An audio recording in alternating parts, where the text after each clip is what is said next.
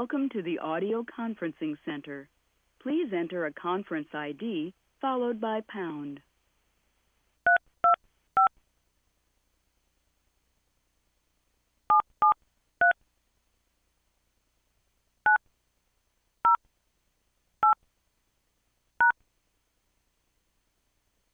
After the tone, please record your name and then press pound. You're now joining the meeting.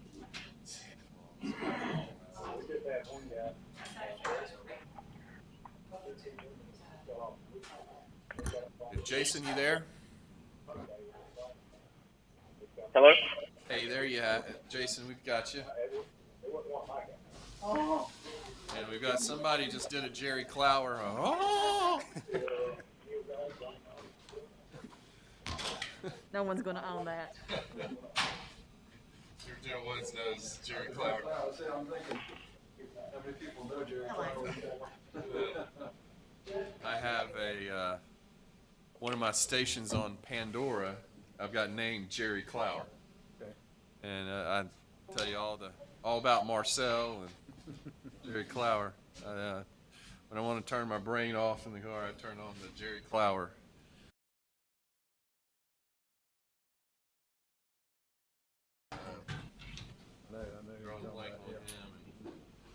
They sneak in some Jeff Foxworthy, some more modern stuff on it too, but that good old clean humor. Could you turn the volume up a little bit? I'm having trouble hearing. Hey, Dr. Mosley, can you hear us? Yeah. All right. Let's go ahead and motion to adjourn.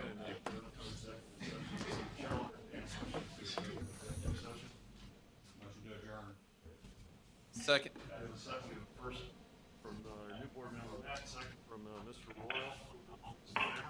Aye. Unanimous. Turns over to Mr. Cole and Mr. Jason Downey. All right. Jason, since we've got a good connection right here, if you want to run with it or however you want to do it, and I'll just play backup, or however, Mr. Chairman, you want to proceed. It sounds like we've got you on a good line, so if you want to take it and run with it, we can, and we'll go from there. So. That's better. Can everyone hear me okay? Yes. Yes.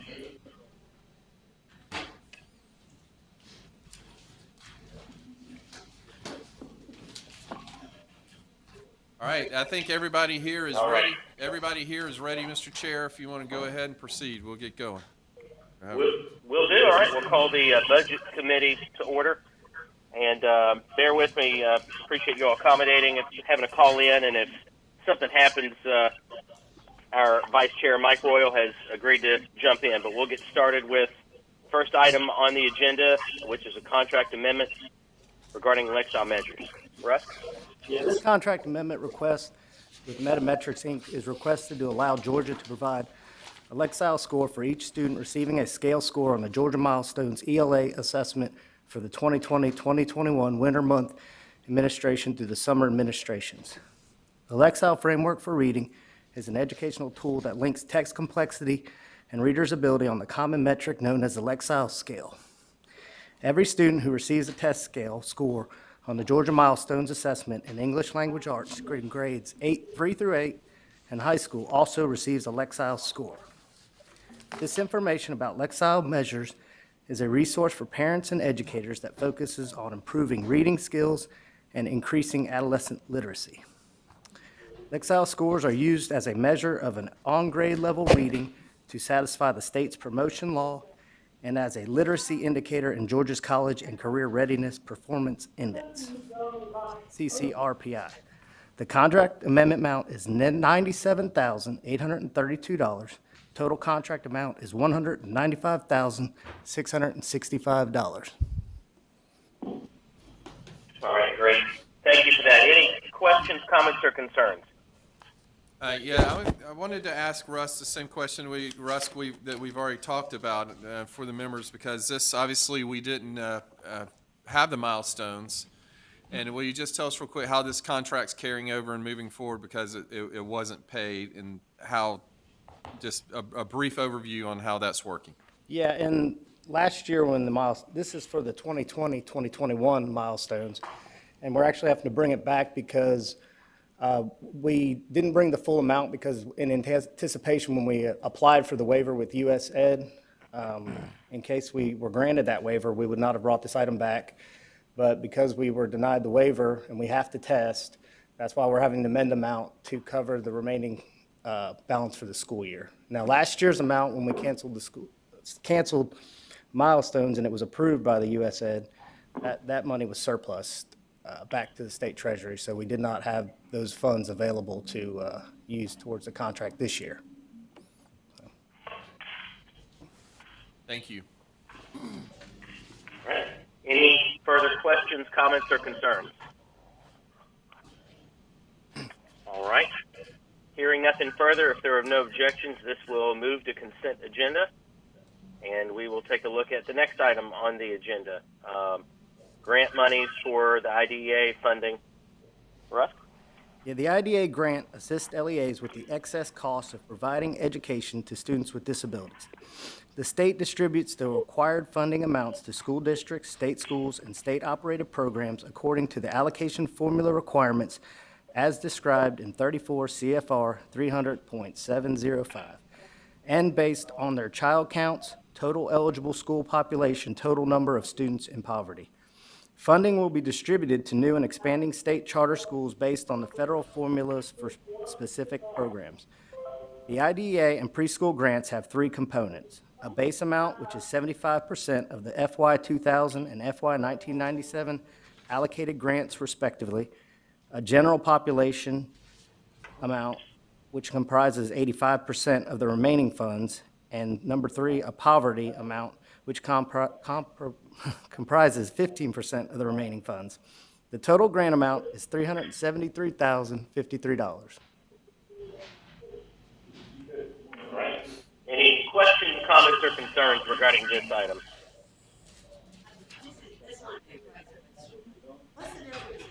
All right. Hearing none, if there are no objections, this will be Ellen Rice bound over has to consent agenda. Ellen Rice has a comment. Yeah, Jason, you couldn't Oh, hear go ahead, Dylan. Well, I just lost my page when I had it. What was the difference in the 611, and what was the other number on there for expanding schools? Was it like 611 and 619 or something? Yes. Want to remember it? It said 611, 619 and 611 budgets. What was it said the Individual and Disabilities Education Act 619 funding for new and expanding charters, and then the other one said 611 grants. What is there? Is that just? Yeah, Sean, are you on the call? I believe. Sean, I can respond. If some folks could, if they're not speaking, if they could mute, because there's a lot of background noise. Yeah, Sean, if you're on the line, I think Ms. Rice's question is the two funding grant amounts while we're using the 611 and the 619. Russ, this is Delphine Smith Dixon. Oh, hey, Zelfie. Yes, the federal allocation to the state for flow-through purposes is divided up into two different grants. And so there's the 611 grant, but the 619 is specific to preschool. And so it's all federal IDEA funds. It's just how the grant is allocated. Okay, that preschool. Okay, that makes sense. Thank you. All right. Any follow-up or further questions? All right, and hearing none, this will be bound to consent agenda if there are no objections. And Mr. Vice Chairman, it is difficult for me to hear there in the room, and I think it might be easier if from item 3 onward you pick up. I can hear you, and you can see if anyone there are asking any questions. So if you would do me the honors of taking over the agenda to finish out, I would be appreciative. Will do. Can we turn him down a little bit? Chris, in the control room, can you turn down the volume of the speaker out here? It's about to blow us out the windows. That's probably me being loud also. No, it's so. not you. It's anybody. It's anybody that's coming in over the speaker. You're. It's not just you. All right. I think they've turned the volume down some. So, Jason. It actually was hard to hear because it was so loud. I've got ringing in my ears actually, from that. So I think what I heard you say is we'll take this over from here. I was looking at one of the items on eBoard while you were saying that. So, okay. Yes, if you'd pick it up from here, I think there are more people there, and you can see them raise their hand if they have any questions. So if you can just take it over and finish out. Will do. All right.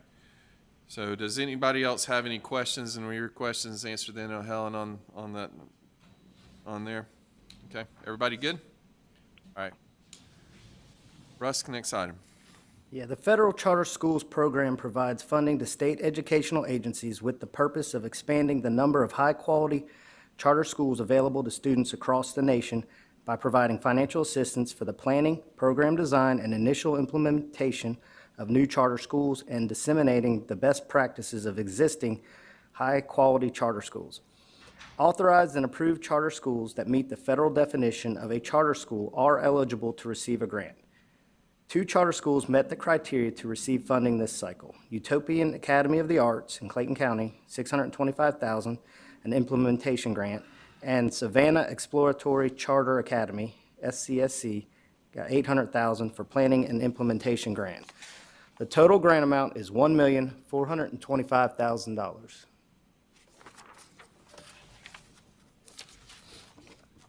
I'll go ahead. Chairman Downey had some questions when we were doing our budget, our pre-meeting with with Rusk on this, on how, and I don't see, maybe we may want to punt this to next week because it was a broader question on charter, on how charters expand. When we are at the charter contract, there's limits on how many pupils how many students they can have, but what about they're different with the the wait lists, and obviously these are 2 schools right here, but these are replication charters. What does that really mean? So with that, I know we've got Alan here with that, but I'm really thinking, obviously, even Chairman Sweeney, this gets into the bigger discussion we've been having on charter and bringing back the charter committee and what that will look like. And that might, I'm just talking out loud, even Chairman Downey, to your question and looking around the room with who we have here, that might even be better addressed in that forum, in that format, because you and I have even talked out offline about some training and different things, and I'm kind of going on the fly and looking at Chairman Sweeney because we've had so many discussions on the charter committee. Ms. Rice and I have put together some information on the charter committee and kind of some of the best points of what it used to look like about preparing that and putting that forward to this board moving forward with charter.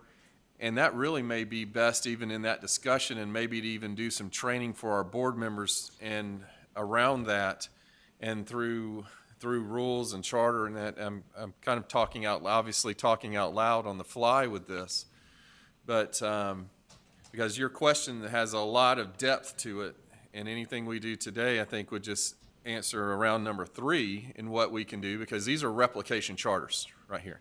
That's what these are. So these are charter schools that have done a great job. They're full. They have needs to further expand and provide opportunities for more students because of what they're doing, and they've gotten approved. And here on item number 3 is their federal charter grant money program awards to help get them going. So,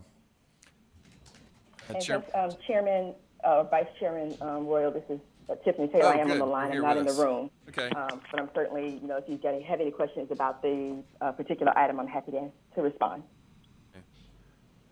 Jason, do you want to add any to that, or have any other thoughts? Because I'm picking up on our discussion from our pre-budget workshop that we had going in there. Do you have anything you want to address on that right now, or further with that, Chairman Downey? No, I think you're right, Mike. It's sort of a broader conversation that, and I have really probably over the past couple of months, I guess my position, it's probably a poor choice of words to say my position on charters has evolved, but maybe the importance of us as a board continuing to be proactive as to the charters because of the statutory responsibility we have.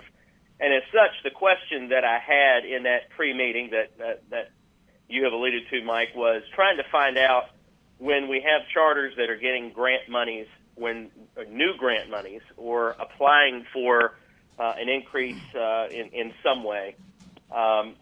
Oftentimes, charters are faced with the problem of having a finite number of seats, of having a finite number of students that they can assist with. Here locally, there's a very reputable charter school that has a long waiting list, and they have a lottery every year for what openings they do have. And so the question that I had, it was tangentially related to budget, and I think is probably part of a broader conversation that we need to continue to have, which is as charters, if they are able to look to expand in some way, whether that means another physical building somewhere or expanding virtual or whatever.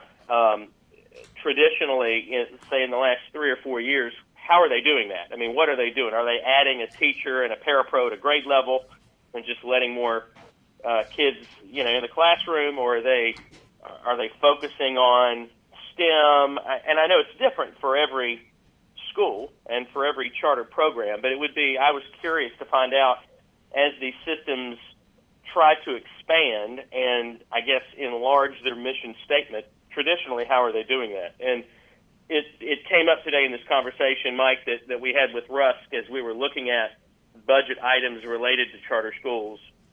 And I agree. I think it's probably something that is a broad discussion that needs to be had when we're having an all-encompassing conversation related to charter, not just a specific line item issue on a budget committee, matter. No, that's helpful. I think for context, for the two schools that we have here that are receiving grants are being recommended for grants today, you have one of which is based off of an expansion. You have Utopian Academy of the Arts Elementary School, which is a local charter school in Clayton County, which is an expansion of the Utopian Academy of the Arts Middle School, which is a state charter school. That's also in that same area, but the elementary school did expand to meet those elementary school grades. The Utopian Academy of the Arts, which is already open, is receiving an implementation grant, which allows them to, pay for costs associated with opening their school, such as books and supplies and computers and equipment. Savannah Exploratory, which is the second sub-grantee on the list, is a new state charter school, and they are receiving both implementation and planning grants. I just described the implementation grants, but the planning grants are to, for the planning of the new charter school prior to them opening. Savannah Exploratory will open in the fall of next school year, fall of 2021. Oftentimes you'll see today during Rules and Flexibility Committee, is that sometimes charter schools will choose to expand for different reasons. And much like Utopian with this grant in the Rules and Flexibility Committee, what you will see is another charter school that also wants to expand their grades. So they're also wanting to meet a broader need for the community besides the grades that they are currently serving. When you get to the space of student growth within the current confines of the grades that charter schools are serving, then the law does sort of speak to, outside of the lottery, the funding for when that growth happens. So in code it talks about the funding that's been provided if a school is providing, if it's their first year of offering a new grade level, or if their student growth is projected to exceed 2% of, of their current growth, that is authorized by their charter. So in their contracts, there is a cap of student enrollment that is allotted. And I know, again, like you said, we have a broader conversation about that we can certainly do in rules and flexibility, but I just certainly wanted to make sure I answered your question as it related to this particular grant.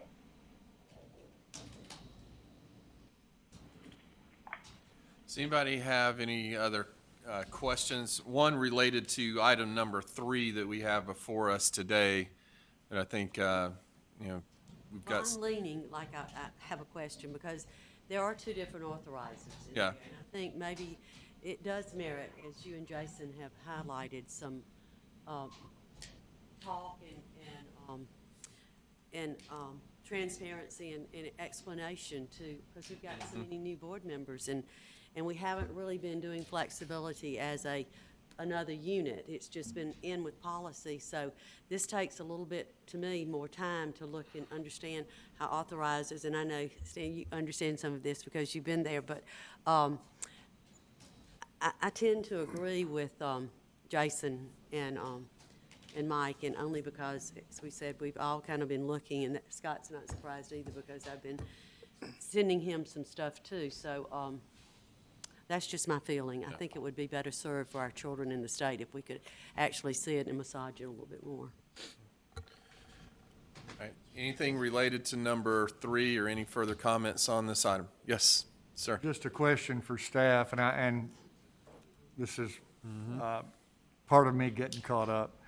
Is this money is for?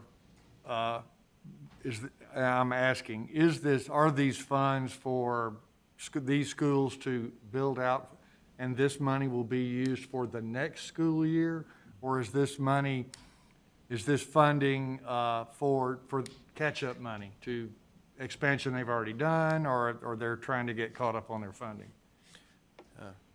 Alan, correct? No, these are new schools. And so, for instance, like I said, with Utopian Academy of the Arts Elementary School, it is a new charter school. They are currently in operation. Because they are already in operation, their implementation grant is funds that they can use now to support them in the implementation of their programming as a new charter school. Savannah Exploratory has not opened yet, so they can use the planning portion of their grant for planning purposes prior to opening, and then once they open, they can use the implementation portion of their grant for opening purposes. Thank you. They have 2 years to utilize those implementation funds.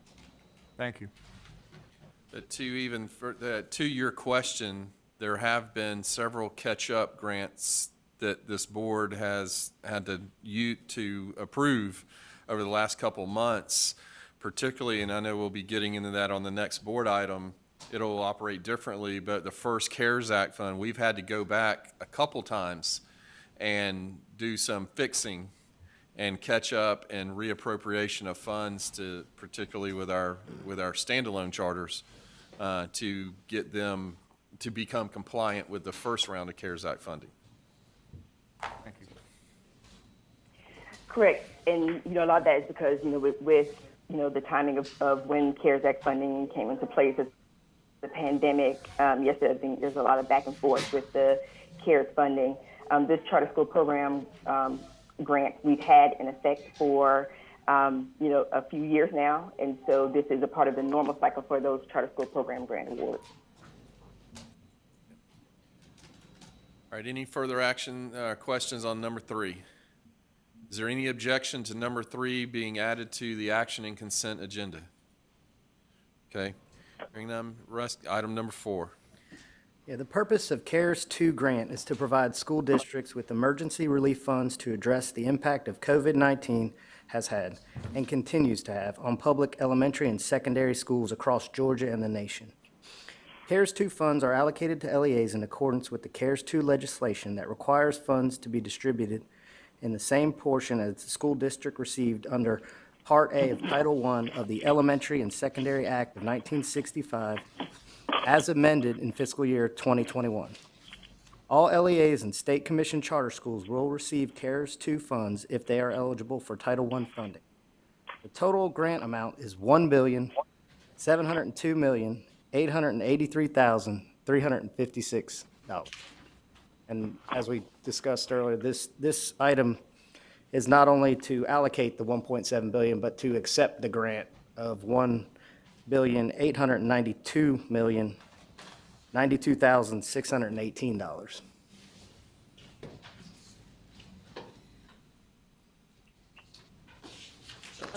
Yeah, go ahead. In the breakdown of that to the schools, in the breakdown of part of that will go into the LEAs, Yeah, is that 1,700,000 and something million? Yes, ma'am. Okay, and then the other goes to the SEAs? Yeah, I think just as the last CARES Act was implemented, it comes to us to be distributed to the LEAs. I think we still have to, there's I've been reserve portion. asking a lot of questions around this, and I was talking with Mr. Cardoza before this meeting on this. As you'll see, the total funds, are the 1.9 billion, if you will, and this is an allocation of 1.7 billion. So roughly, it's really 189,200,000, roughly 210,000 of that is in the discretionary. Just like phase one, there's the 1 point, and Mr. Cardoza, please correct me if I'm wrong on any of this. The 1.7 billion will be distributed formulaically. I mean, it's Title I formula. It's straight. There are a few differences between CARES Act 1, Round 1, and Round 2. But just like Round 1, where there was 48 million in discretionary, in this one, the same as basically 189 million in discretionary, somewhat, to the governor's fund. Mr. Cardoza, can you maybe explain to us a little bit what some of the main differences between this? And Mr. Cardoza's defense, right quick, US Ed is having a call tomorrow and they're going to be on a call tomorrow with US Ed on some more of the rules and regs around the distribution of these funds, how these funds have to be distributed, what the how, when, and where of how these funds will be dispersed. So, can you follow up from our questions a little bit earlier, Mr. Cardoza? Sure. Thank you, Mr. Royal and board members. So one thing I do want to hit on real quick, since we were talking about that charter one and the charter school issue in terms of the correcting that one. So as far as CARES goes with that one, that's not a correction. That one's is a case of the law requires that any new or significantly expanded charter schools be funded out of CARES. And so since we didn't have Title I proportionate amounts for them because they're brand new, we have to go back and fill them in. So it's not I just wanted to make sure, that part's not a correction. That's we don't know their proportionate amount until after they open, and then we can go back and fill them in. But in terms of CARES 2, as Chairman Royal said, the funding itself and the mechanism and all that is really exactly the same as CARES 1. The only difference is really this one is about 4 times as much, and equitable services, as you might recall in CARES 1, which is the money that school districts have to set aside for private schools, that is not required in CARES 2.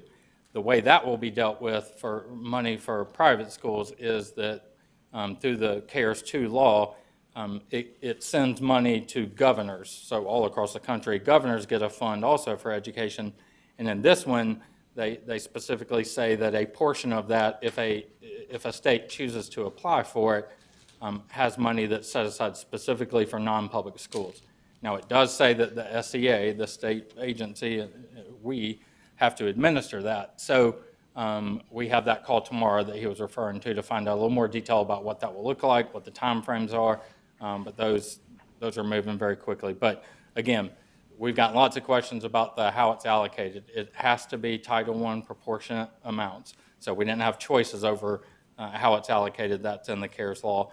And in terms of the usages, it's very flexible money the way it has been for LEAs. And they've done a great job using it. And many of them were holding on to it, not knowing if they would get more funding. So now that they know round 2 is coming, I think we'll see more of that being spent now. So am I correct in saying the discretionary part has similar rules and similar guidelines as the original 48? That's right. That's right. So 189,209,000 roughly would, that's called the SEA reserve, the State Education Agency Reserve, and that is, it's flexible too. It has the same kind of allowability as CARES 1 did.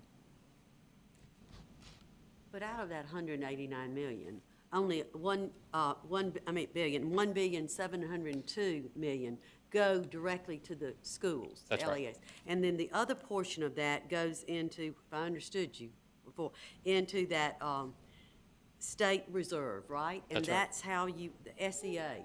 That's right. Okay. And that's how you handle significant grants or the things that you might feel like could go Correct. into districts to support things. Similar today, y'all will be also looking at one for, might be the next item for GNETs.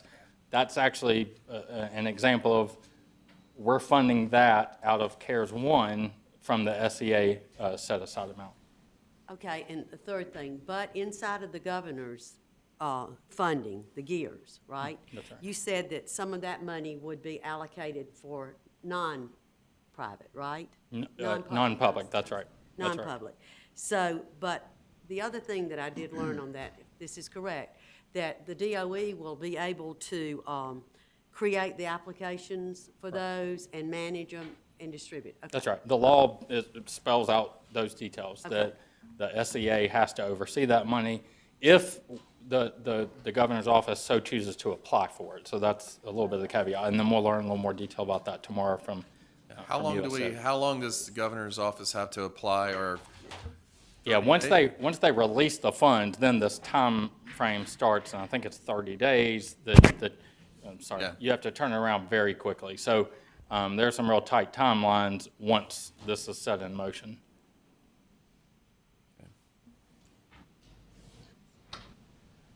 Any further questions on item number 4? And basically what we're voting on today, or we'll be voting, the committee will be moving forward to be voted on tomorrow in committee of the whole, is to accept the grant funds of $1,892,000 in there. And then obviously it's accepting the grant, you have to follow the rules of the grant, and of that 1.892, 1.702 is distributed via Title I, basically using the same formula as we did, or using with everything else, to the directly to the LEAs, and then the discretionary we've got to the same rules around the 48 are going to apply to the now $189 million. So, does anybody have any questions on that? A lot of money. Yes, yes, it is. Does Mr. Royal, yes? I don't know if this is the time to bring that up, or maybe when we choose to vote, but I have gotten 3 calls yesterday and this morning about the distribution of these funds, and I do have a meeting set up with Matt and a couple of other people later this afternoon. But there's an inequity, whether it's right or wrong, there is an inequity in the funding. For example, you have students who cross county lines. The money does not follow the child. The county of residence gets the money in city schools, where one example is the city school system is bigger than the county school system, and the county's getting about $3 million, and the city's getting $1 million. And I know the state money follows the child, and it would seem fair for me, that the federal money ought to follow the child too. No, Just something for you to think about, and I know that's going to open a can of worms, and it'll create some ill will, probably with who loses money and who gets money if that passes. But Mr. Mosley, that is an entirely appropriate question, and what I actually had some of that conversation before with Mr. Cardoza on some of that very issue. And in CARES Act 1, the dollars on the equitable distribution dollars, and if that's would go to, originally Secretary DeVos in the guidance said that those dollars would follow the child. I'm using my terminology, and go to the district where the child was being served, not the district that had the residence not the legal address of the child. And there were some court challenges on that. And through those court challenges, it was ruled through the courts that that was opposite of what was supposed to be done, and that the money would go to the district where the child lived, not the district where the child was being served. Exactly what you're saying. And that is obviously an issue. I haven't seen anything, and Mr. Cardoza, I think in our conversation, is that money going to have to be refunded? How is it? Don't know. Haven't heard anything on that. Don't know. Our Department of Education, and we were acting in good faith with the orders that we were given, and we don't know if they're going to come back and try to recover any of those dollars or not. That's decisions being made above our pay grade. But with CARES Act 2, it is going to follow those court orders, and the money, there is not going to be equitable distribution in this money, in these dollars, and that is going to be a nightmare on how when I say we as a state, is that going to be governed? Well, the dollars go to the governor, but the state legal organization, i.e. State Board or Department of Education, is going to be responsible for the distribution of those dollars. And there's four? I mean, that's going to be a mess. But that is one of the topics of the phone call tomorrow that Mr. Cardoza is going to be on, is how is that going to be done? That is, Mr. Mosley, you're right. It is going to open a can, but that's one of the elephants in the room as far as how these dollars are being spent. And then I believe that charters are being treated like every other LEA now, and will just get their Title I distributions like they would otherwise. But that's another thing. Are they getting as much as they should? Are they getting as much as a traditional LEA? No. Or some, yes, some are more. And so we've got to follow the law. But your questions are very valid, and those are questions that we've been having offline already today in this building that I've had and some of your fellow board members have had, and obviously you're getting calls on those. But I know the answer right now, as far as Budget Committee and is concerned, is we don't know the answer to that. We're going to have to get further guidance. Well, but this vote on number 4 here today is we don't have that guidance, but what we're trying to do here today is vote to accept the grant, the $1.8 billion, and we're going to have to kind of build this plane while it's in flight on how what does the law say, what do we have to do as a Budget Committee and State Board of Education, along with the superintendent and the Department of Education, and appropriately distributing those funds according to the law. And then, because my questions today have been more around flexibility, what's flexible and what's not flexible, and it looks like non-flexible is $1.7 billion. It's formulaic, and it is what it is, and there's some districts that you're talking about, the very ones you're talking about, we may not, it doesn't appear to me right now we're going to have any say-so. It's the formula, and exactly how the federal Title I formula is the number one variable in 90% of the grants and budgets items that come through this committee, and that gets into the politics that's going to be across the street some, that's, again, above our pay grade, but on the FTE numbers, the full-time, because that's the main driver of Title I formula. That's one of the main variables in the Title I formula, full-time counts. How down are they? How accurate were they? There's already legislation dropping left and right, or talked about dropping left and right on that issue. So all those issues tie together on this, and it's going to be a lot of navigating going forward, particularly with this legislative session on that. And, their eyeballs have lit up with $189 million in quote-unquote discretionary, I'll call it discretionary, undiscretionary funds in there. So there's a lot of politics and a lot of figuring out, because we've got to meet federal law. And then what is really, my main question to our staff and to Rusk and to Matt Cardoza is what's discretionary and what's not? Okay, 189 million is discretionary? Not really. I mean, it is. It's called labeled discretionary, but it is and it isn't. But there is some room in that, I think, to do some really good things for kids and to really help. For instance, some of the discretionary funds that this budget committee has approved, that we approved, I think last month was some of the approvals on, we got our new member from Twin City. I know we were having a discussion. I've been to Twin City many times. You get outside of Twin City and your broadband drops off. But there are students that need to be served in those parts of Georgia. And we've, superintendents put forward proposals in the governor's office on broadband, different things to help that.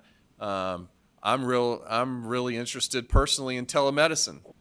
I know we've been sitting on an RFP or RFQ for a while on telemedicine resources for those kids as well, and where that is, what can we do to help serve those kids, not even just those kids, but a broader public policy initiative for the state of Georgia and rural health care and some different things. So I know that's a long answer to your question, but that's very appropriate, but we're trying to get those answers, and as we do, I think Mr. Sweeney, one of the things we need to do is probably, I don't know if we need to get even some interim updates or what, because there's going to be a lot moving on this, and I'll get with Chairman Down.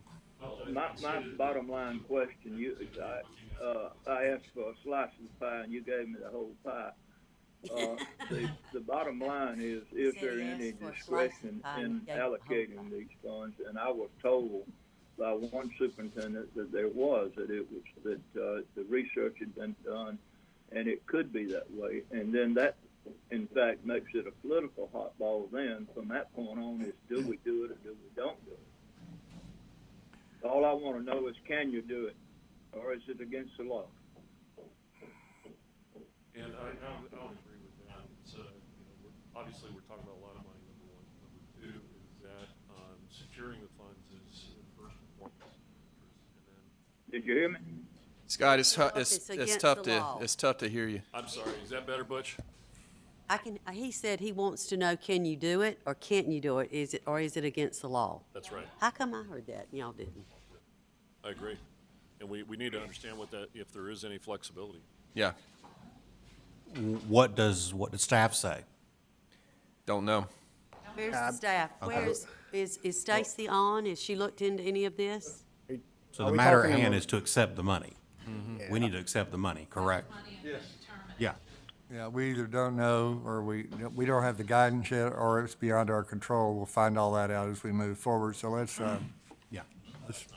accept the money and then continue the conversation later.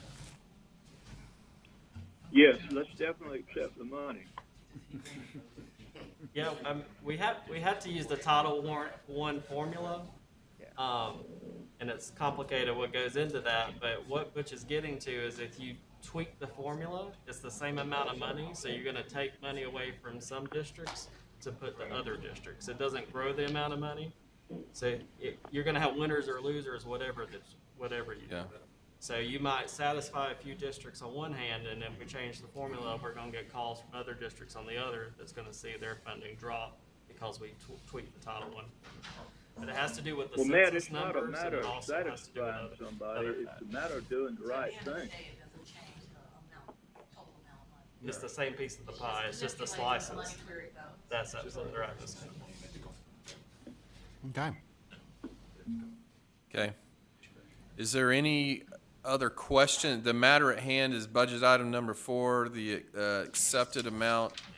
You've got the purpose, the allocation with the CARES Act 2 legislation, required funds to be distributed the same proportion each school district receive fund under Part A of Title I.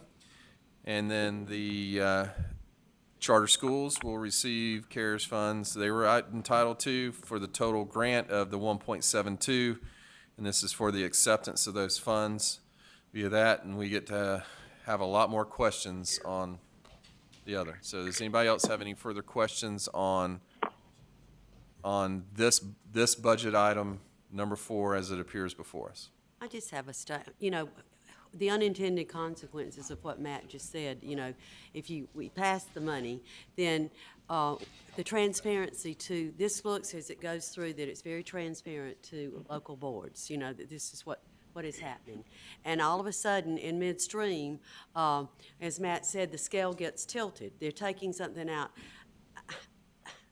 My husband is Milliken, and they wouldn't do business like that. They wouldn't say, okay, I'm going to give you this money, but, I might have to give this other person that needs carpet over here a different thing, and not tell them.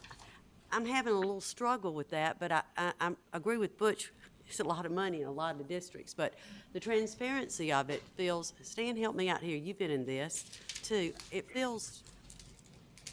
Well, I think there's still a lot we don't know, so I think we need to do our due diligence. I think we wait for an answer from staff. Yeah, and then We're belaboring a point we don't know the answer. Yeah, we don't. We'll find out, but we need to accept the funds.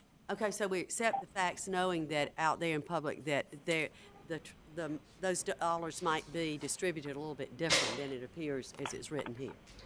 Is that correct to say? Well, no, I don't think it's, there's no, the districts know what the Title I allocations are. That's very public, and this is saying that 1.7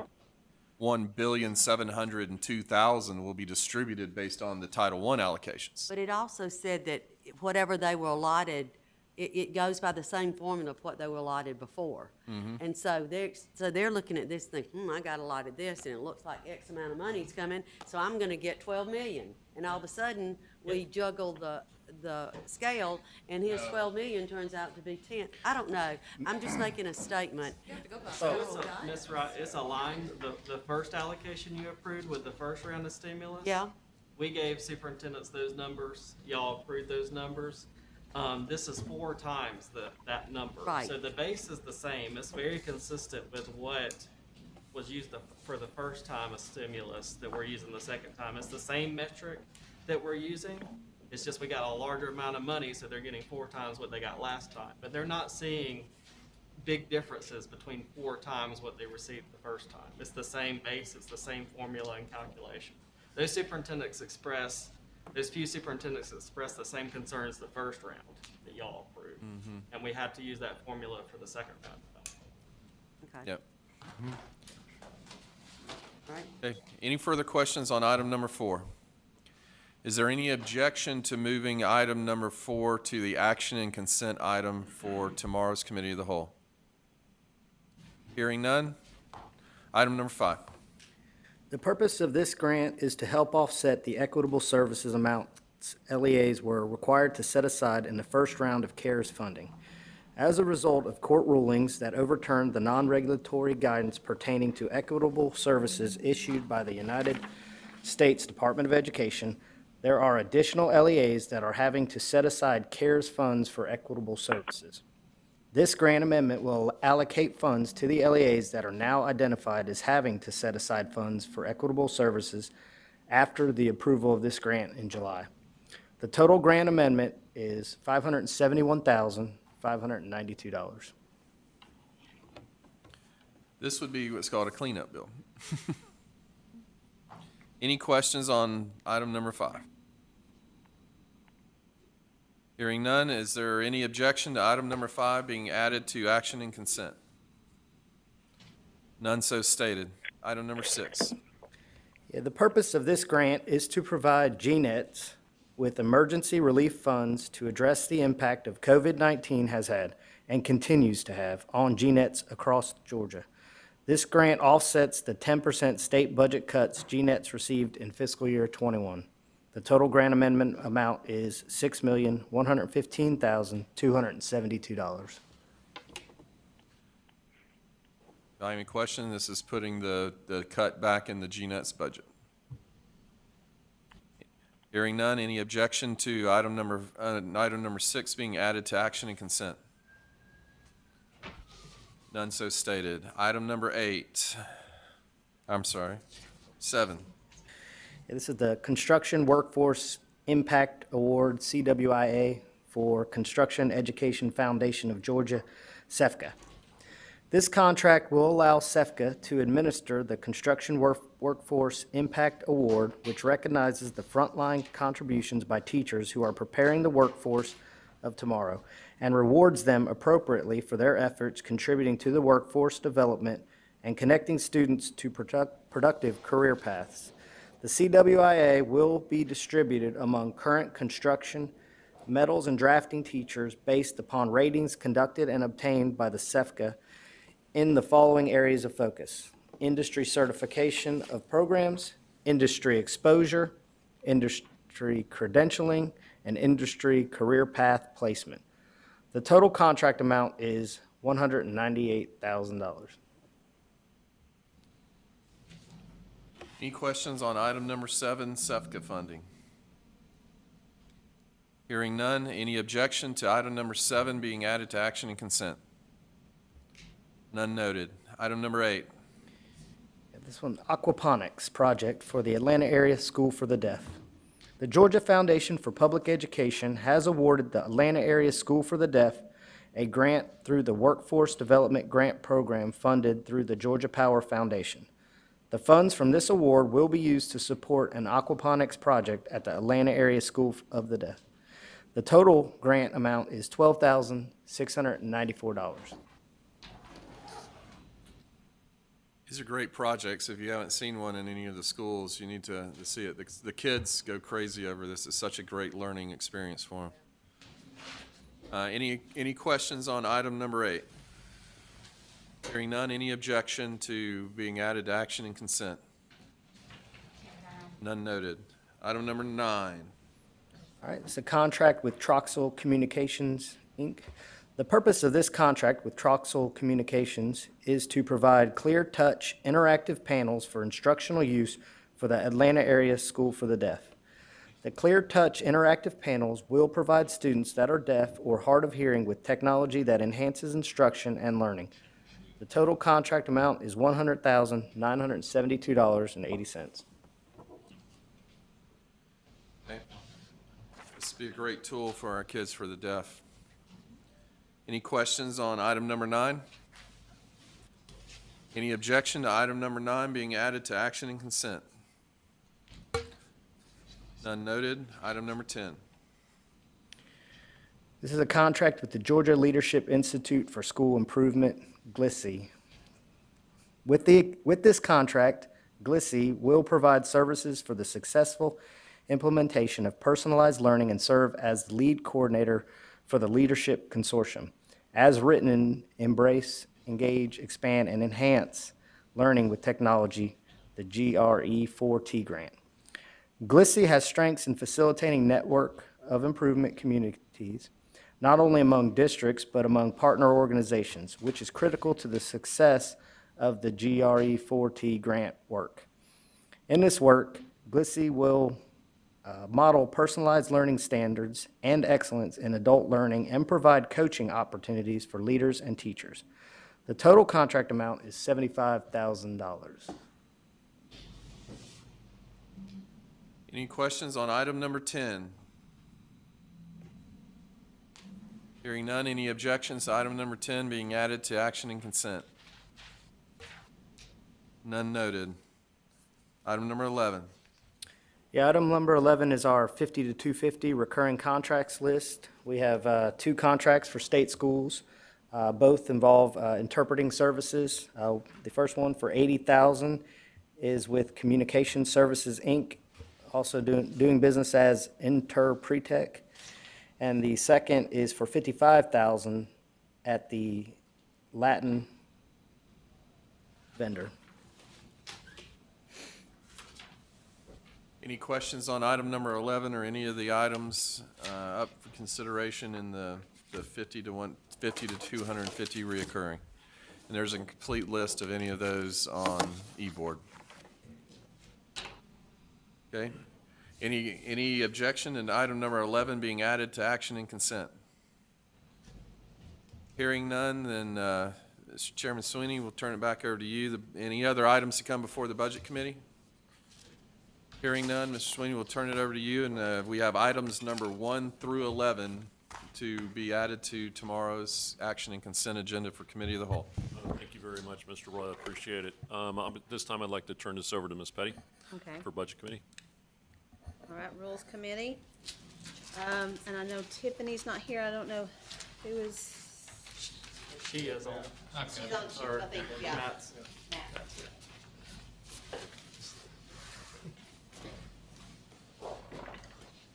And let me just ask something.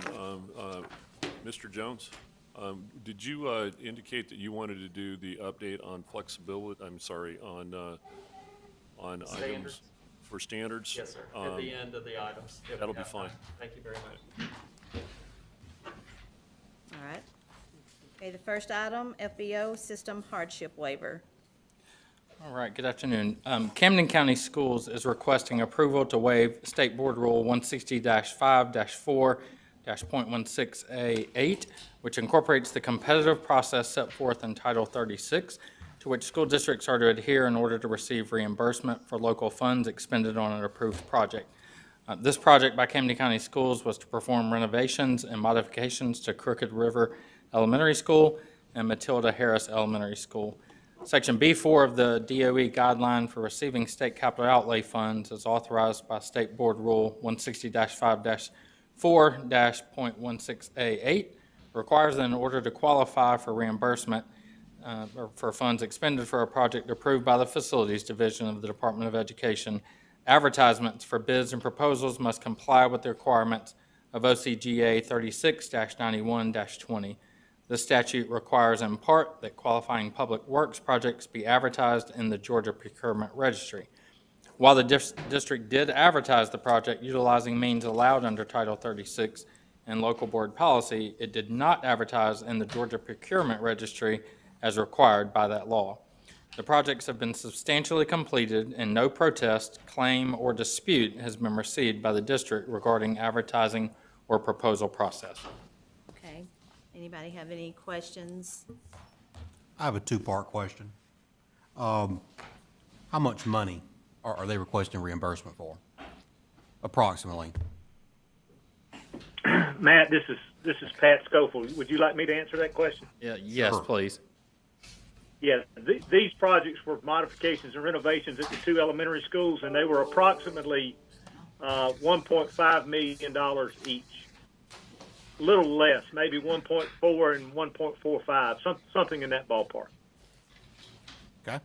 Second question, why didn't they comply with state law?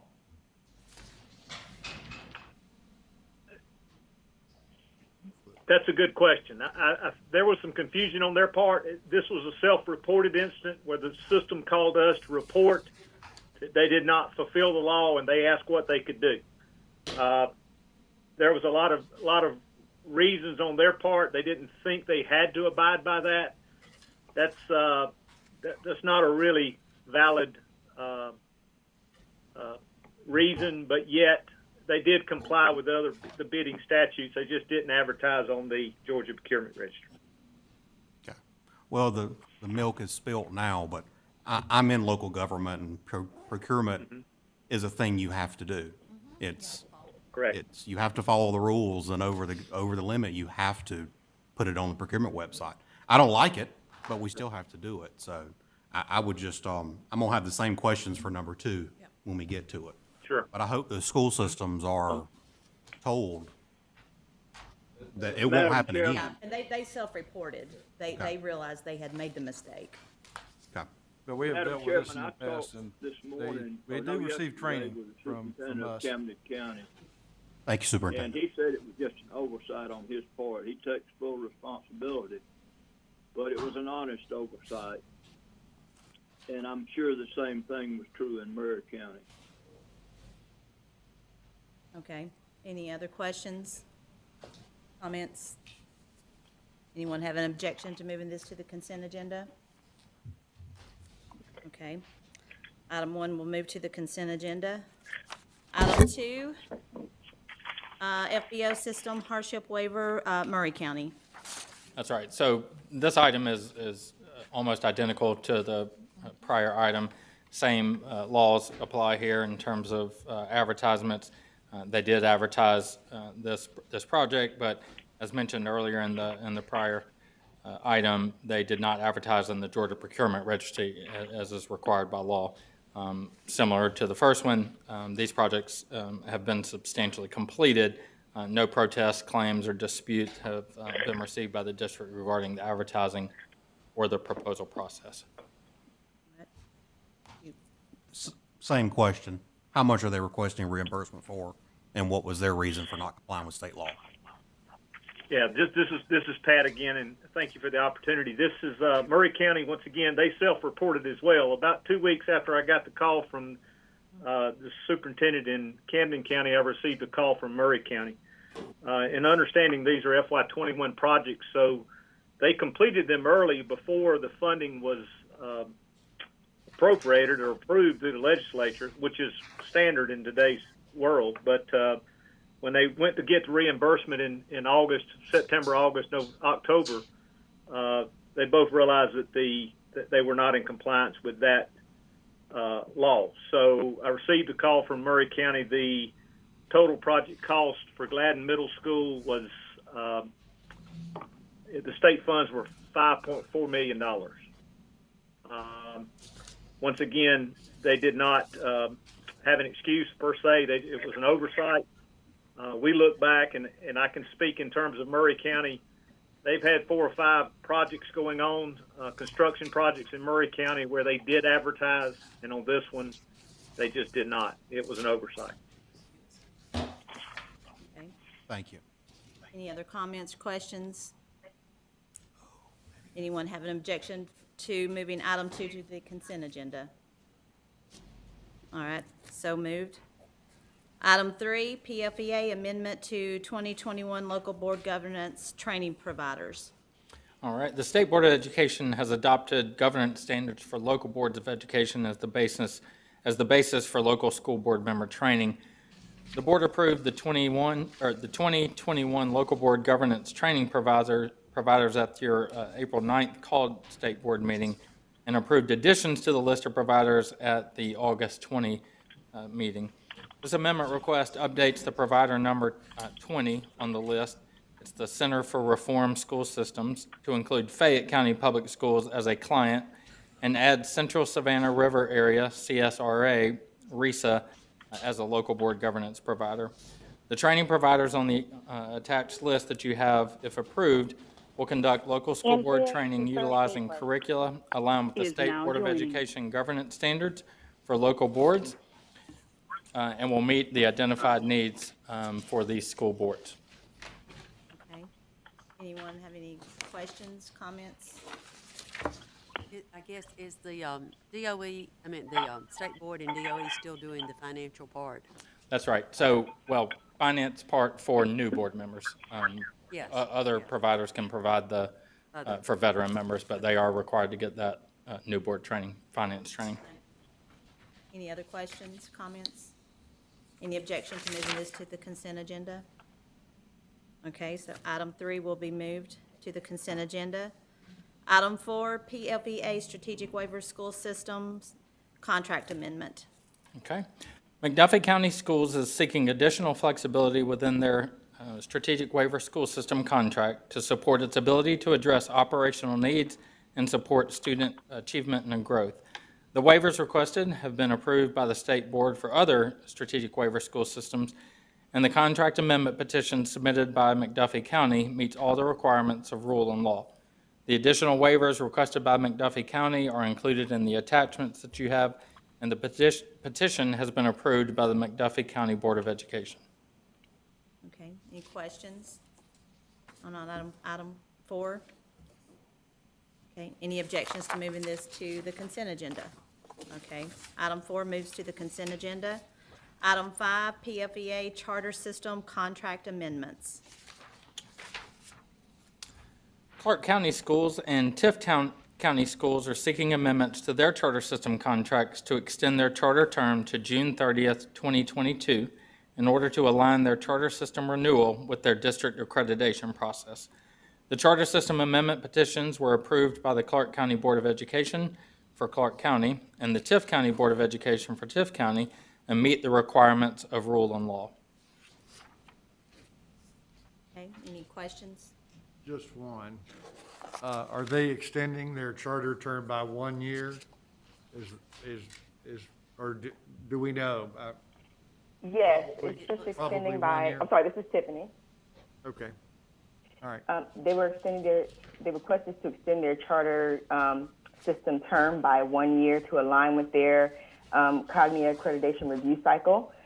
Their cycles got amended and adjusted by Cognia due to COVID. And so we will make sure that those processes are aligned so that it doesn't cause an overdue burden on districts in trying to do their charter system renewal at the same time as the district accreditation or separately from the district accreditation review, because they can be heavy resource burden on districts if they're done separately.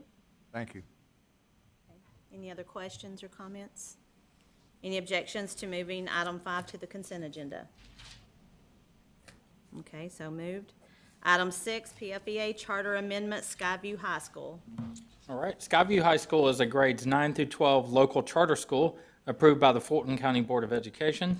Skyview serves at-risk students ages 16 through 21 who prefer a non-traditional learning environment and help students earn a standard high school diploma and prepare for post-secondary success.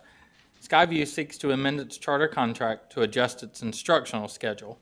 With the proposed changes, Skyview would move to 2 5-hour instructional sessions each day, which change from the current schedule of 2 4-hour sessions each day, and the school would no longer include an extended school year of 205 days. Skyview seeks to implement these changes to align their school calendar with the calendar of Fulton County Schools, which is its authorizing district. The amendment request was approved by the Fulton County Board of Education. Okay, anyone have any comments or questions on item 6? Do you ever have an opportunity to go visit or see what they're doing at Skyview? I mean, it's well worth it. Yeah, and I know they're doing a Zoom meeting next week. So if anyone has not been contacted by Skyview and would like to, let me know and I'll contact them and get you in on the Zoom meeting. All right, anyone have an objection? I'd like to chime in. This is Jason Downey. I had a Zoom meeting with them recently, and I'm just really impressed by what they're doing. And this ties right into the conversations we've been having about unique opportunities that are out there, charter, credit recovery, and that sort of thing. And I just think what they're doing there is really amazing. And I encourage anyone that's not had a chance to meet with them or tour their facility if you have an opportunity to do that. Anyone, any more comments on Skyview? Anyone have an objection moving it to the consent agenda, item 6? All right, so moved. Item 7, PFEA Charter Amendment, KIPP, KIPP, South Fulton Academy. All right, KIPP South Fulton Academy, a local charter school approved by the Fulton County Board of Education, currently serves up to 340 students in grades 5 through 8 and seeks to amend their charter contract to include primary grades beginning with the 21-22 school year. With this primary school expansion, KIPP South Fulton Academy plans to add kindergarten in the 21-22 school year in each consecutive grades 1 through 4 every year thereafter. KIPP South Fulton Academy's primary campus will feed directly into its middle grades program, and the school believes that an aligned K-8 campus will provide a smooth transition for students and families. This proposal was supported by the East Point community, which KIPP South Fulton Academy serves, and was approved by the Fulton County Board of Education. Okay, any comments or questions? And we have members here. And Ms. Petty, I believe. Do we have members here? We do. Yes. You have to come up and speak.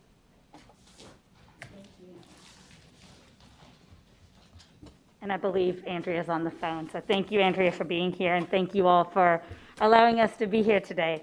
My name is Kinnery Patel-Smythe, and it's good to see many of you again. I've had the honor of leading KIPP Metro Atlanta of KIPP South Fulton Primary School. I began teaching in New Jersey in 2009 and have spent the last 7 years teaching and leading with KIPP Metro Atlanta. Last spring, I was accepted into the Fisher Fellowship Program, where I have been creating, designing, and dreaming about the just perfect school for our citizens in KIPP South Fulton. I would love to walk you through a day in the life of a KIPP South Fulton primary KIPPster, starting with joy, exploration, smiles, hugs when socially appropriate, and laughs. The day will begin with a yummy hot breakfast to fuel the mind and engage and interact with the day's learning. Scholars will engage in independent exploration, guided math, social justice, structured literacy programs, dance, art, recess, and writing, all of which align with our mission and highlight our values, which are love, creativity, curiosity, optimism, and harmony. I'm super excited to share that our open enrollment opened on January 1st, and our targeted enrollment is 106 scholars. We have already received 51 applications, so we're halfway there. I am so grateful to help realize a K-8 campus within KIPP South Fulton Academy, and we are excited to join the KIPP Metro Atlanta team. Dave Howland will share a little bit more about our targets. All right, good afternoon, everybody. It's nice to see you. I'm Dave Howland. This is actually my 15th year with the KIPP organization. I was able to start as a middle school teacher. I opened our first high school, KIPP Atlanta Collegiate, and now serve on the regional team supporting external relations. We're incredibly grateful to the Georgia Board of Education for all their support over the years, and we're excited to continue our growth here in Georgia. In fact, in a couple years, we hope to come back to open our second high school in Atlanta in a few years to support our middle school students that are growing. We really appreciate the opportunity to have a new primary school and add more students to our families and families to our organization, because we know that with that growth, those students will also get the full support of our KIPP programming. And what that means is, besides having a high-quality K-8 education, we have a KIPP through college program that then supports the students once they finish 8th grade. Every student that finishes 8th grade with KIPP gets support in high school with their college placement process, and then once they graduate high school, they get the support of a persistence counselor for up to 6.5 years as they pursue careers in a choice-filled life. We additionally have extra investments in our schools that we make the choices to invest extra money into our social and emotional learning support programs, and we also have key innovations such as more extended time on reading and math in every single day. Beyond those instructional benefits, we're also proud to say that after 18 years as an organization, we're continuing to evolve and respond to the needs of our students. So after talking to our students and talking to our families and recognizing the ways that we needed to change, as an organization, we're continuing to evolve to ensure that equity lives in all of our campuses. We are committed to racial justice and making sure that our schools are places of inclusion, our schools are places where students have their identities affirmed, and our schools are places where the students are learning how to lift their voices. And with that same empowerment that we're having in our K-12 campuses, we're excited that today, 18 years later, many of our earliest students are now adults and working in the state of Georgia and across the country. They are lawyers, they are doctors, they are academics, they are teachers, they are political activists, they are consultants, they are financial professionals, and this year I'm excited to share that we have also just started the first KIPP Metro Atlanta Alumni Association, where our alumni who are now graduated from college and professionals in the world are giving back to the students they serve. So we really appreciate this opportunity to come before you today, and we are happy to answer any questions that you have.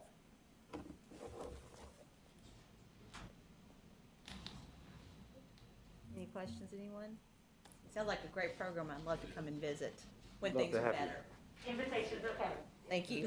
For sure. Thank you for being here. Thank you for having us. Thank you. All right, so we'll move item 7 to the consent agenda. Item 8, charter renewal, Rockdale Career Academy. The Rockdale Career Academy is a college and career academy approved by the Rockdale County Board of Education and is certified by the Technical College System of Georgia. The Rockdale Career Academy is open to all Rockdale County high schools, high school students with schedules compatible with the home high schools, and provides industry-certified CTAE programs, on-campus dual enrollment courses, and work-based learning internships in local businesses. Rockdale Career Academy was certified by the Technical College System of Georgia in August 2020, and its charter renewal application was approved by the Rockdale County Board of Education in October 2020. Any comments, questions about Rockdale? That's in my district. It's a great school. We It's also a have great finalists school. from the Rockdale And they are Career on the- Academy on the line They're on. that would like to speak to their school. Okay, go ahead, Rockdale. Good afternoon, committee members. My name is Bennett McCumber. I'm the CEO and principal of Rockdale Career Academy. Thank you for allowing me to have just a few moments of your time to speak as we seek our rechartering. I just wanted to take a moment to state that we are a proud college and career academy, a member of the Georgia Career Academy Network. Over the years, we have become the center of the community in Rockdale, not just for the CTAE education, but really as a community center and workforce development. We are very proud of our grad rate. Students who spend at least 1 year with RCA have a 94% graduation rate, and that goes up to almost 99% if they stay with us for 3 years. Until COVID, we were steadily growing with our enrollment, work-based learning, and dual enrollment numbers, as well as our option B through our welding program, and really keeping, I think that demonstrates, all of those things demonstrate our commitment to the community, to the workforce development, and the future of our students. We have built strong business and community ties via our charter, as well as the charter allowing us to have the, I call it agility, to really meet what the community and what the workforce, what industry needs from education and from our students. Again, thank you for your time. Thank you for allowing me to speak. I also have with me here Marty Jones, who is the Conyers Rockdale Economic Development Council Director and also serves as the Chairman of the Rockdale Career Academy Board of Directors. Thank you, Ben, and thank you, committee members and Madam Chair. I guess about halfway through my first year of as chair in this. I've been on the committee. I've been on our board for 6 years now, and truly, it's been such agility for us to react to what the needs are for and we are an advanced manufacturing logistics hub out here on our side of town, and to meet with and work with our existing industries and new industries. They're happy and partnerships with us, and again, bringing the technical college system in, RCA, it really helps my HR directors across the spectrum of companies we have to be able to respond to their needs. And I think we've done a great job, and we want to do a little bit better as we move forward. All right, thank you. Anyone, I know Miss Lisa, that is in your district. For those, again, who have not visited Rockdale Career Academy, when things are better, if you have an opportunity, we can go as a group maybe sometime, or just if you're by there, stop and visit. Ms. Lisa, you want to say anything about Rockdale? No, I just love Rockdale. Keep Just doing love it. what you're doing. Just keep doing what you're doing. Taking All care of right. our students. Any other comments or questions about Rockdale Career Academy Charter Renewal? Okay, with none, we will move it to the consent agenda. So for the Rules Committee, that is all we have today. So items 1 through 8 will move to the consent agenda. Thank you very much, Ms. Petty. In addition to that, we are going to hear an update on standards right now. So I wanted to share that. While Matt's coming to the podium, I do want to share that I was on a call yesterday with regard to this, and it was handled with multiple people, appointees by the governors, people from Godot, and others that were on a kind of the standards review committee. And this particular meeting, what they did is that they went through the standards. Went through the standards, had a collaborative feedback where people were exposed to the elementary standards as well as the middle and the high school standards, and it was done very, very well. With that, I'm going to turn that over to Mr. Jones. Thank you, Scott. I'll get some additional copies. I got these off the printer, and there weren't as many as I thought there would be, but I'll get that copy for you, hopefully by the end of the day, and also we'll email it out as well. I apologize for that. I did want to just give a quick update on the standards review process. We did take a pretty long pause with COVID-19 so districts could focus on their efforts. And as the restart efforts are starting to stabilize, we decided to start this again. Thankfully, before COVID-19 hit, we did have teachers that came in January and February and did the heavy lift of looking at the standards. I know we had several board members that joined the teachers for that work. But I just wanted to give you a quick update, and again, I'll make sure you get this electronically and also in print version. Those committee members is really making sure that that work and focus is on the classroom. We're going to move on to other big priorities and other big issues That's kind of how our work is, but we know when we finish this work, we're going to have teachers in a classroom with a set of standards that they're being charged to implement and use to meet the needs of their students. So we really wanted to make sure we stay grounded in the classroom. How do we support our teachers? How do we support our students? So the standards review process for the new members, and just to kind of remind everyone, is we started this process way back in July. The governor announced his intention, working with the superintendent, to look at the ELA and math standards. We did a public survey that was posted for several months. Then we shared those results with the board. We typically, we're really following the traditional standards review process that we've used for science and social studies and other areas, but the new part of this process was the Citizens Review Committee, and this was an opportunity for parents and business leaders and taxpayers to be able to provide some high-level input and insight on the current math standards, and we'll be reconvening them at the end of this month to kind of show them the work that's been done by the teachers. So after we convened the Citizens Review, and that was facilitated by the Carl Vincent Institute, we pulled together those teachers. We had about 400 math experts from across the state of Georgia, over 200 classroom math teachers come to the table. I think Clayton County hosted us over 6 days to do this work, and I'm going to preview some of that today as well. And then, as Chairman Sweeney mentioned, he's the representative for the board on the Academic Review Committee.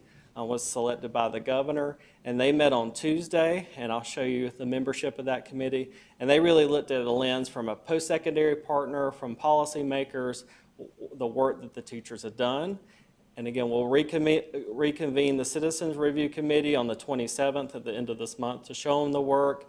And then, just depending on the level of feedback that we received, kind of the tentative target is to bring these standards as a recommendation either in February or March, or in March or April. Again, these standards are posted for 30 days, and even though there's been a lot of participation from the public, thousands of Georgians have weighed in, we want to give them that opportunity to look at the work that's been done to weigh in there. So this is the Academic Review Committee members. We have representation from the university system, the technical system of Georgia. We also had a representative from the Office of Planning and Budget, which shows the governor's priority with the resources with the standards. Pre-K, of course, the state board with Chairman Sweeney, the governor's office, and then we had some district representation as well in different roles, from superintendent to curriculum director to principal and classroom teacher.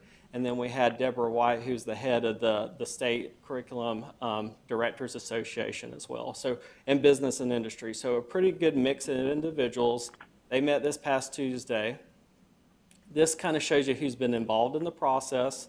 We had 18 teams, one for each grade level, and then in high school, one for those key courses, those key math courses.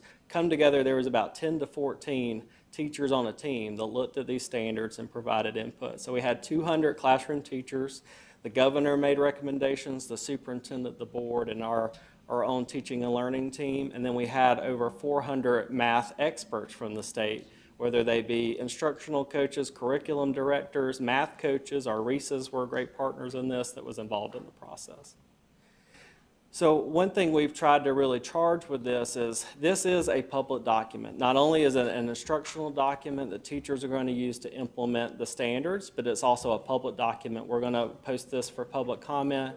And so just keeping that perspective in mind, that not only are educators or seasoned educators are going to be looking at this, but parents, business leaders, and policymakers. So we've really tried to keep that in mind as we've done this work. The timeline and implementation, so I kind of showed you the high level, but looking at when do we implement this. So the target is hopefully in April or May to get the standards adopted if we continue to get good feedback from the field on that. Start some initial professional learning this summer, use all of next school year to provide training, professional learning, resource development. That also gives us time to update our assessments to make sure they match any revisions with the standards. And then we're looking at the 22-23 school year is when full implementation is going to start. So we're really trying to be address issues and concerns we've heard, but also be very thoughtful and reasonable in how we implement this to make sure it's successful in our classrooms. So this is what the structure looks like, and I'm going to be sending this to you as well, all of the grade levels and the course for y'all to really dig into. So how it's structured is for each grade level, there are big ideas, big categories that the standards are organized, and that's kind of in the green area. And then there's a brief kind of description, very public-friendly description of what students are going to learn in that particular section of the standards. And then in the blue is the individual standard, and then you see expectations where that overall skill or concept is broken down for a teacher. So that really allows a teacher, if the student is struggling, to kind of pinpoint as they're mastering that standard where the struggle is. And then on the right side, which is a new part of the math standards, is what we've called evidence of student learning. This has been very popular with the teachers. And what that category does is really start providing some instructional supports around the standards and each of the expectations. I'm going to dive in a little deeper so you can see what those look like. But this structure is used K through 12, and we plan on using this structure for the ELA when we look at the ELA standards as well.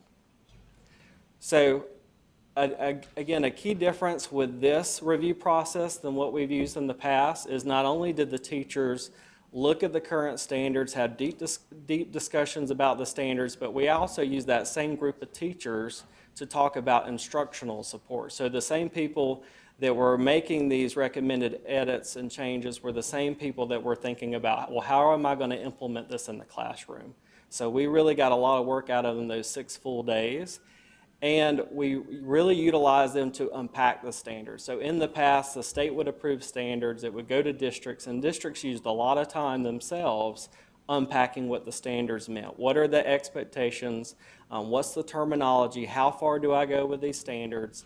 And that bandwidth was used on that instead of actually implementing the standards. And they also was hoping and praying that how they unpack the standards is how the state unpacked the standards.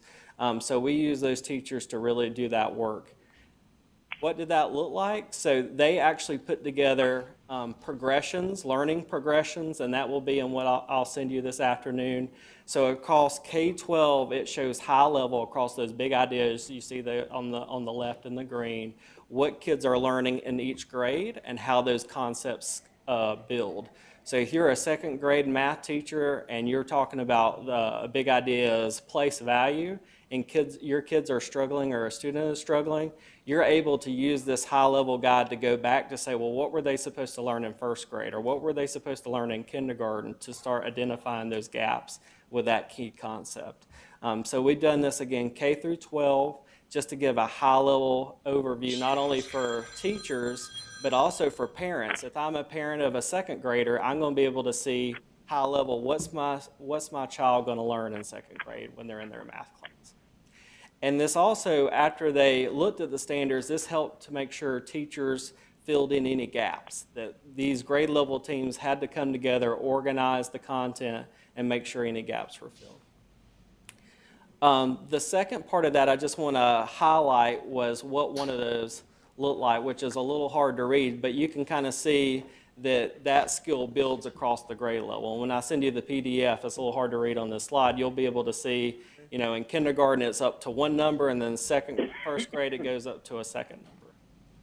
So some additional instructional supports, like I mentioned, that far right column is called evidence of student learning, which are those kind of built-in instructional supports that teachers were really excited about. So for this particular example, what is age and developmentally appropriate? One thing we heard from teachers when they read a standard is, I could spend a whole month teaching this standard. It just feels like it just keeps going. So this provides some guardrails on what's appropriate for this grade level. Other supports we include are strategies and methods that are appropriate for that grade level. What are the fundamentals that kids need to learn for this particular standard? And then we have some examples that support those standards. And we've kind of used this format throughout the entire document as kind of that foundation of supports for teachers. And it's there in the standards document itself. And then our goal is when we look at implementation is look at putting together some videos on how this would look like in Georgia classrooms so teachers could see their colleagues implement these standards and expectations in their classrooms. So responding to stakeholder feedback, we did the stakeholder feedback survey that I mentioned. We had the citizens review and the Carl Vincent Institute put together a report for that. And so we were very thoughtful and we really charged the teachers to think about what are stakeholders saying and how can you look at the standards and address those key stakeholder pieces. So I'm going to kind of high level show you how that's been done. So the first thing we kind of heard loud and clear was the accessible language, particularly in our early grades when parents really want to be engaged with their child's education, making sure we're using language that's accessible. And even math teachers agreed to that. Particularly we heard from beginning math teachers that not only are they new to the subject, but a lot of our elementary teachers not only teach math, they teach all of the content areas. So accessible language is important to them. So how do we respond to that? We focused on the wording of the standards. The academic jargon went under the evidence of student learning, so we could keep the standards accessible. We focused on making sure that kids mastered the skills and concepts and weren't tripped up on the wording or terminology of the standards. And then we wanted to make sure, particularly K-5, that we weren't drilling a vocabulary test, that we were focused again on those foundational skills. The next piece of feedback we heard is just the amount of standards and the amount of content. And so they really looked to tighten that up, and the progressions activity really helped with that to make sure those concepts were built grade after grade, and also to make sure concepts were balanced out across grades. The next piece is age and developmentally appropriateness. Again, that was really key in K-5. So we added that section for each expectation on what's developmentally appropriate for that concept. How far do I go? What's some appropriate strategies to use? Overall concerns in K-5, I think I already hit that, the accessible language, unpacking the standards that's not only going to be beneficial for teachers but also our parents, and making sure parents can digest the document. Clarity, cohesion, and sequencing, which we know we've heard from the board. The progressions help with that. That evidence of student learning column helps provide clarity. Getting the same group of teachers that looked at the standards to create the instructional supports has been key. And then the next piece is creativity and autonomy. We heard that a lot from teachers. And so we really clarified from a strategies and methods point of view that it's really classroom-centered and student-centered. So teachers had the latitude, whatever method clicks for that student, where they're arriving at the correct answers and they understand what they're doing, meet the students where they are instead of mandating a specific strategy or method. So that gives some flexibility to our classrooms. And then just having a real-life kind of lens to what they're learning in the classroom. And we really want to, we've done so much great work around STEM and STEAM and CTAE. We're talking at the department as we're rolling out these standards, how do we create some lessons to kind of merge those into the math content so students can see that relevance piece. And the last piece of feedback is whatever you do, please make sure, and this was loud and clear from the teachers, that the assessments match whatever updates happen with the standards. And again, that's why we wanted to build in that timeline, a full school year next year, to give us a chance to update our assessments to match changes in the standards. And we plan to use those same groups of teachers as part of that assessment work to make sure there's tight alignment there. We're not only talking about Georgia milestones, but we're talking about GAA, which is our assessment with students with significant disabilities, and our GKIDS assessments, which is a kindergarten assessment. But they've been in the room the entire time. Allison Timberlake's team, our assessment deputy, not driving the discussion, but hearing the discussion so we can make sure everything's lined up there. And I'll kind of leave you with this information. We also wanted to, in kindergarten, you'll see this as well, is we know there's pre-K standards, that's done by DECAL. So we've actually taken the math kindergarten standards, the draft standards, and we've tagged those concepts in kindergarten that are directly aligned to pre-K. So kindergarten teachers, if they're having kids that are struggling with those specific standards, they know that's a concept that that kid was supposed to learn in pre-K, and I think they'll really appreciate that alignment. And then when we update GKIDS, our kindergarten readiness check, we'll tag those specific standards that align directly to the GKID. So again, I think our kindergarten teachers are going to really appreciate that piece. And I'll leave you with this, kind of the biggest from our parents, the citizens review, and the teachers piece. One of the biggest piece of feedback is give us the latitude on the strategies, tell us the what to teach, but the how, give us the latitude to do what's best for our classroom and our students. So we've really tried to call that out in the standards document, that we kind of list some methods that are commonly used, but we reiterate that the districts, the classroom, the teachers, and the students have the latitude to pick the strategy that works best for them. And I think there'll be a lot of support for that. I know this was a good bit of information, but hopefully this gives you kind of a high-level overview of what's been done, what the structure of the standards are, and again, I'll make sure that Debbie sends out not only this presentation, but also the draft standards up to this point. We still have one more step, which is the citizens review, and of course, we'll present this to the board for your consideration as well. Yes, sir. I want to share a couple of comments, and one of those was that when going through this with the team, one of the breadth of the standards was one thing that they really tried to focus on with regard to breaking those down into the big ideas, because previously you're looking at, I think in some areas, as many as 79 different standards. And so what they did, and this was warmly received by, I would say, the overwhelming majority, and very, very favorable comments, was by breaking it down into those big ideas was really important. I asked several questions with regards to assessment, and specifically how, the standards would be paired up on the assessment side. There was even talks about whether, they needed to put more emphasis on particular standards and less emphasis on others because of what may or may not be tested. And I believe that through federal requirements, there are items that are navigated where those assessments are going to change year to year. And those standards, although they're going to be, may not be tested in one particular year, they may very well be tested the next year. So the burden with the large breadth of information that's out there still falls upon our teachers to deliver this information. So I wanted to make sure that everybody was aware of that, but those were questions that were addressed during this process as well. And just to piggyback on what the chairman said, is we did hear about the assessment piece, and so one piece of feedback and kind of an action item we want to do is once the assessments are updated, we want to take the blueprints, which show teachers how much the percentage is for certain standards on the test, and align that to the standards document, so teachers have an idea, well, this particular set of standards, that's about 30% of the test. This particular set of standards is 20% of the test.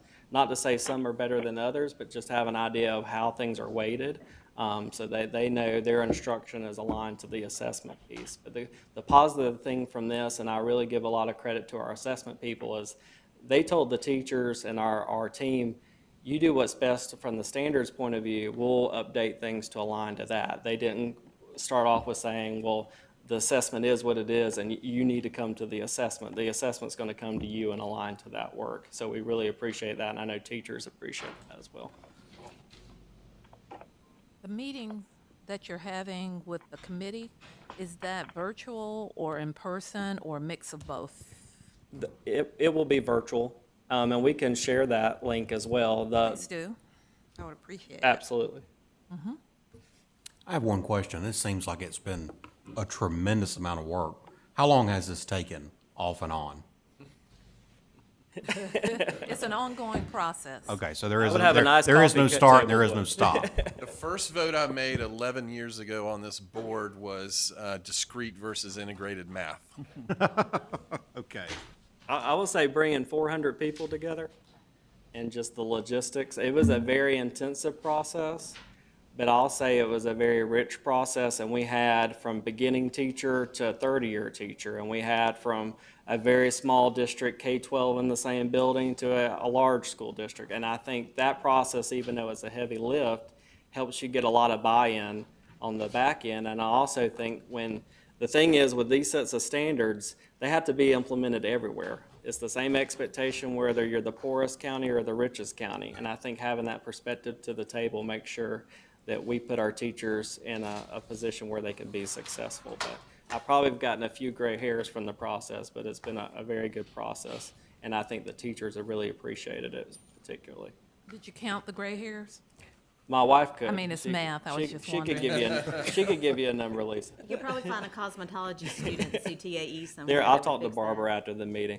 Matt, when will the draft standards be available to the board? I'll send that out to Debbie to share this afternoon. Thank you. And we definitely want your input and feedback. I would say that we do have, one more significant step, which is the Citizens Review Committee. And we wanted to make sure the academic review work had been done. And that was just completed Tuesday. We're putting together kind of a report of feedback, and we want them to look at it and make sure we captured everything. And we should have that shared with you by early next week. And so I just want to make sure that the document, definitely want to get your feedback on it. But we also want to make sure the Citizens Review Committee aren't caught off guard of not having a chance to look at it themselves. But I will make sure that you get that by the end of today. All right. Yep. Are there any questions for Matt relative to the process or the presentation? All right, hearing none. And it's my understanding that we had the agenda items slated for the state schools. There are no items to discuss, so there will not be a state schools committee meeting, and I think that wraps us up for the day. So we'll see everyone bright-eyed tomorrow. Got a 9 a.m. start, and look forward very much to everybody's participation. And so with that, I thank everybody for your participation. Andrea Cooper Gateway is now exiting. And with that, we're adjourned for today. Thank you. Thank you.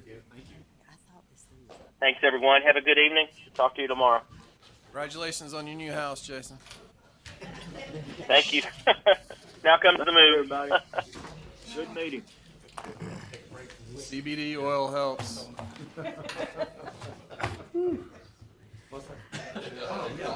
I'll pay for help if anyone wants to come help.